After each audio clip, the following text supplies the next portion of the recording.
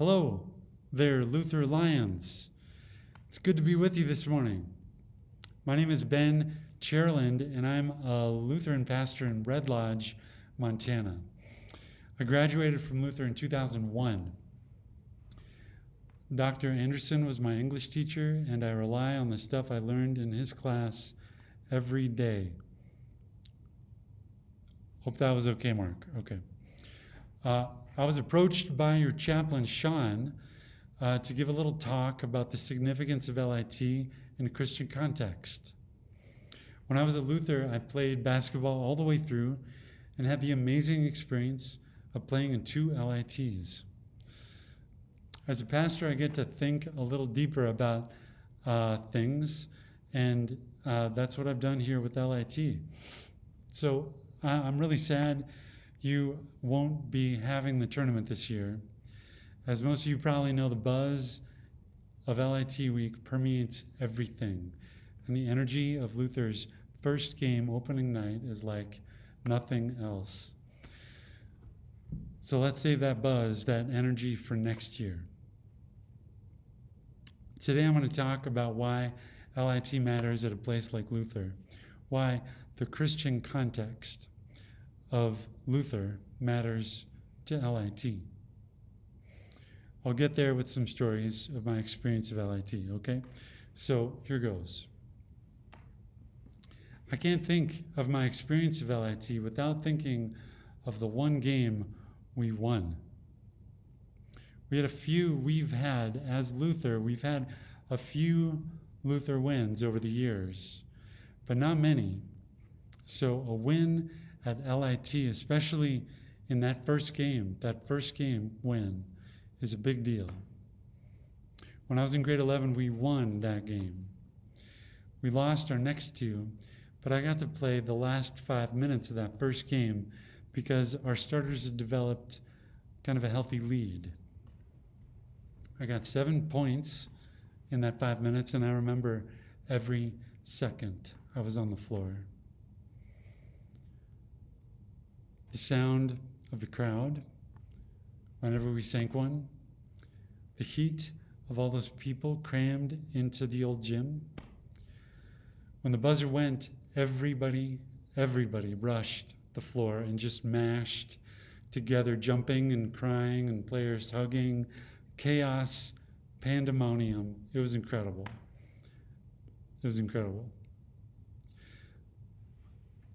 So all through my years of playing at Luther, there were 2 images sort of behind the eyes of every single player, including me. They're actually both these images are actual pictures taken during a single L.I.T. game. The first is a shot of an opposing team's point guard bringing the ball up the floor, looking to pass. He's at half court. In front of him is Robin Yang and Dylan Lyons, 2 Luther players. But they are not on the floor. They are arms extended, like fully extended, arms up, straining, and like 6 feet off the ground. They'd jumped together to intercept wherever this guy's pass was going. And you could tell this guy with the ball was completely terrified by this crushing defense. It was the final game. They were doing a full court press, and they wanted that ball back. So that's the first image. The second picture was taken that same game. It's of Robin Yang in the last seconds shooting the baseline 3-pointer that actually won not only the game, but the whole tournament. Game-winning shot. I can't imagine what happened next. It defies the possibility of picturing it, I'm sure. And I bet Robin, wherever he is, remembers every second of it. These pictures were glimpses, both these images were glimpses of the glory every kid who played ball at Luther when I was there was aspiring to whenever he put on that uniform.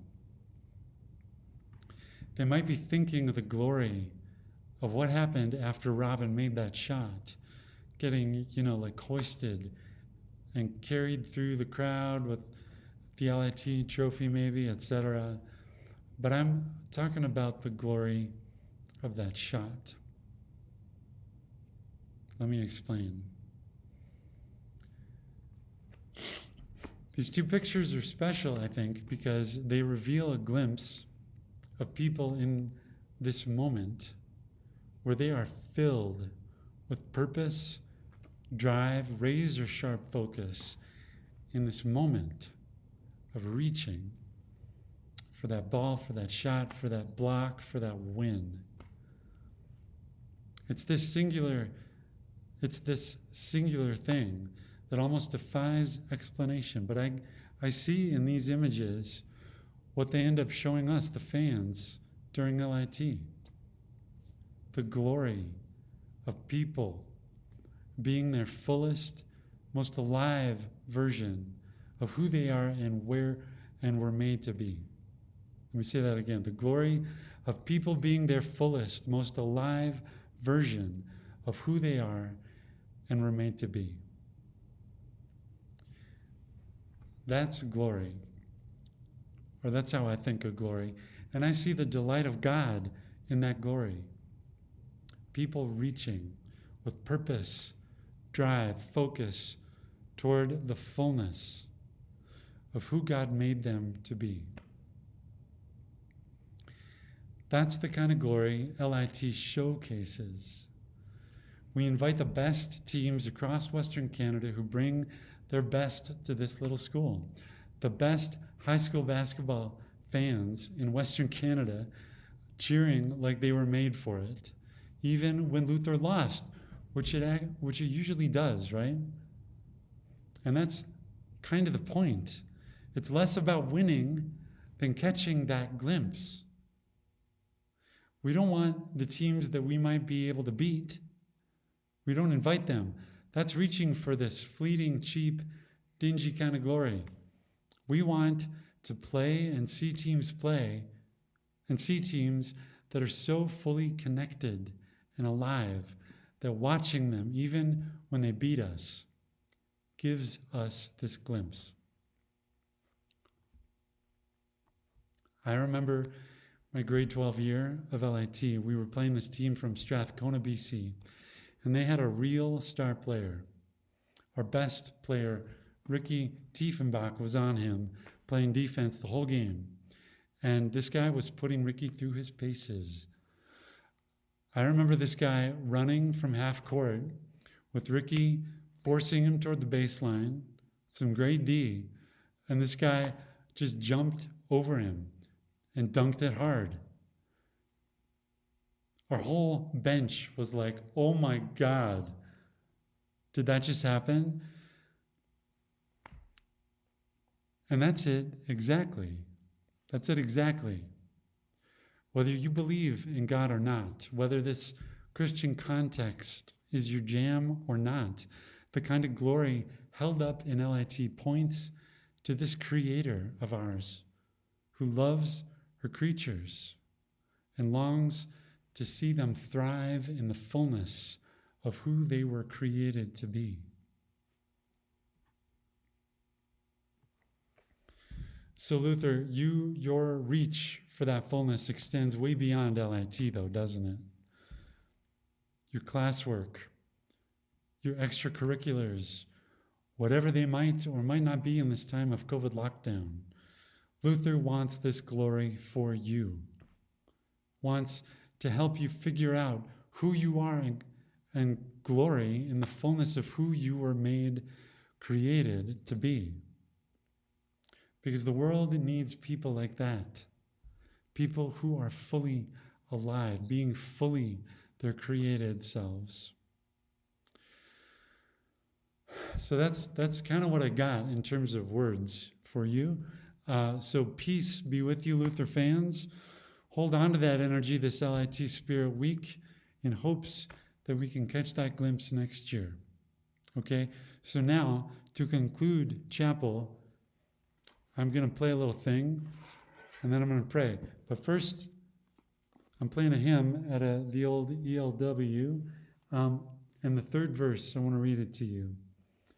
Awaken, Lord, our spirit, to know and love you more, in faith to stand unshaken, in spirit to adore, that we through this world moving, each glimpse of heaven proving, may reap its fullness there. Okay.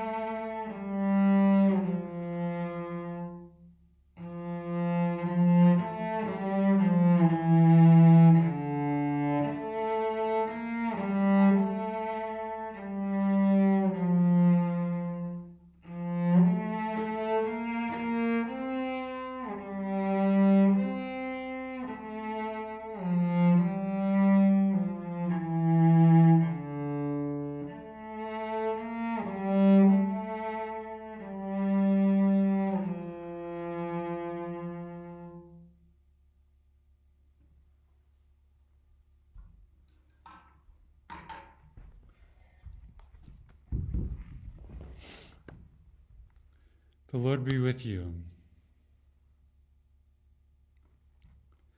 God of all goodness and light, thank you for this day and this week when we would be preparing to host and cheer and play. Faced with COVID, we are not. You give us glimpses of you still.